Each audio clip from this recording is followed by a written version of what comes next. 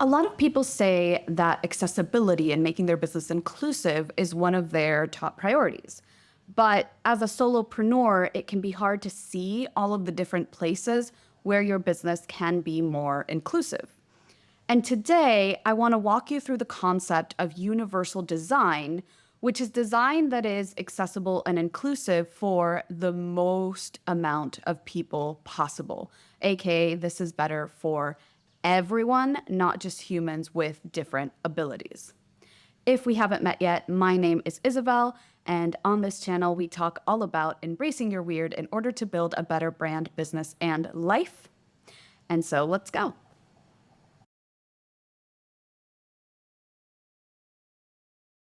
Universal design is about creating spaces, products, and services that are accessible to everyone, regardless of their abilities. Why? Because accessibility isn't just a trend, or at least it shouldn't be. It's actually the foundation of good design. And the best part is that it benefits everyone. I want to start with this incredible quote from Jetta Treviranus, and I hope I'm saying her name right. She's the head of inclusive design at Microsoft. She said, "Diversity is our world's greatest asset, and inclusivity is our biggest challenge." Now, I love this quote because it encapsulates what universal design is about and why it's so important. It's not just about catering to a small group. We're creating something that works for everyone. And I know I've said that already multiple times, but simply put, it's about making the information, the activities, and the environments usable for as many people as possible. Now, there are 7 principles for universal design. The first one is equitable use, which means that your design should work for people of all abilities. The second one is flexibility in use, which means that your design should allow for choices in how something can be used, whether someone's left-handed, right-handed, someone uses assistive devices, etc. Third principle is simple and intuitive use, which basically just means keep it simple. When something is intuitive in how we use it, it is easier for people of all types of abilities to grasp immediately how this thing should be used. The fourth rule is perceptible information, which means you should communicate clearly and in multiple different ways how things should be used or how things are meant to be used. This means text, this means images, this means sounds, anything that you can include that helps people understand how things are supposed to be used. The fifth one is tolerance for error, which means you design safety nets that allow for mistakes or misuse without putting the user in any sort of danger or any sort of, just bad situations, right? Sixth rule is low physical effort, which means that you should minimize effort in that has to be used in your design. So think of like I don't know what these are called in English, but like the lift for your car when you want to change out the tire.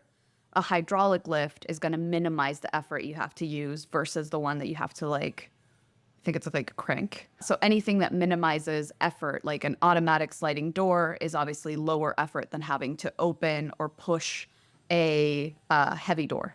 And then the seventh rule is size and space for approach and use. So basically it means make sure that anyone can access and use your design no matter what their size or mobility is, right?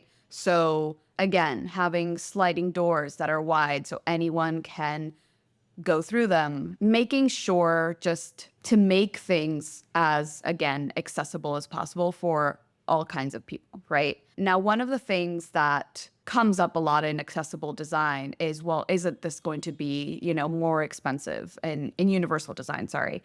And the truth of the matter is that doesn't matter because first of all, not every solution means that it's going to be more expensive. But second of all, you are making the lives of every single person better. This doesn't make the lives of just a person with a different ability better. It makes the lives of everyone better, right? When we look at the word disability, there's different definitions right? There's permanent disabilities, but there's also temporary disabilities, for example.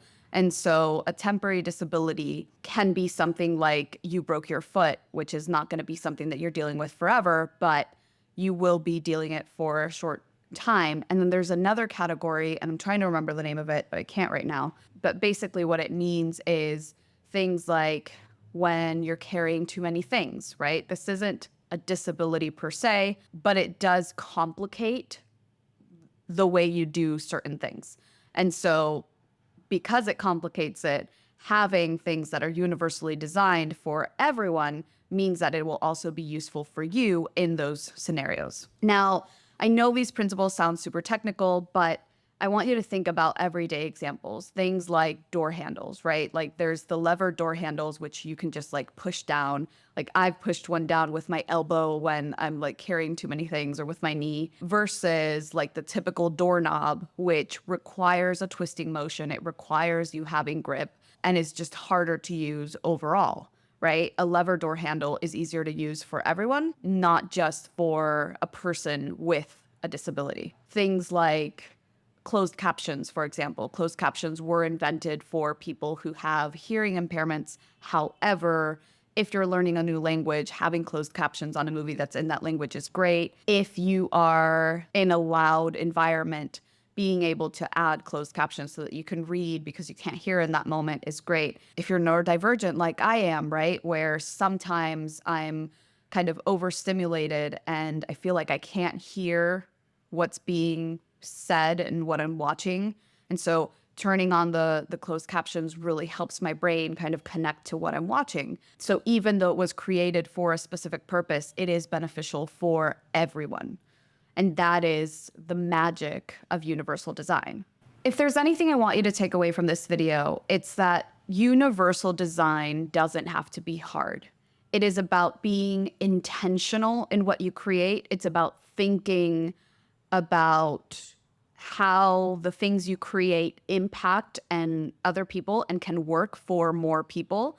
And it's not just for the minority. And I know I said this like 18 times during the video, but it is for everyone. Because at the end of the day, universal design is just good design. In the online business world, one of the main things included in our day-to-day stuff is content creation, right? Graphics, videos, images.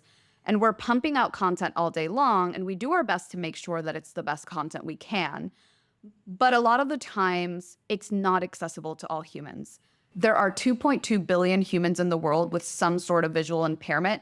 And the truth is, most graphics I see online are just not accessible to those humans. So if you're a business owner looking to make your brand more accessible, I do have something for you. I'll link it in the description below. It is called Breaking Visual Barriers, and it is universal design applied specifically to graphic design so that the graphics that you're putting out there, the images that you're putting out there are accessible for any human that has visual impairments. Now, because I don't want money to be an object for making the world a more accessible place, it is only $9 for the full course.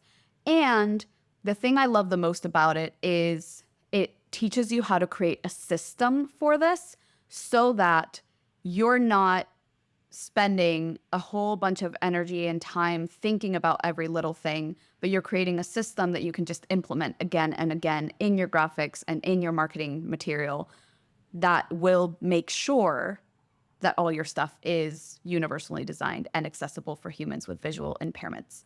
I'll link that in the description below. And until the next video, stay wild, stay weird, and I'll see you in the next one.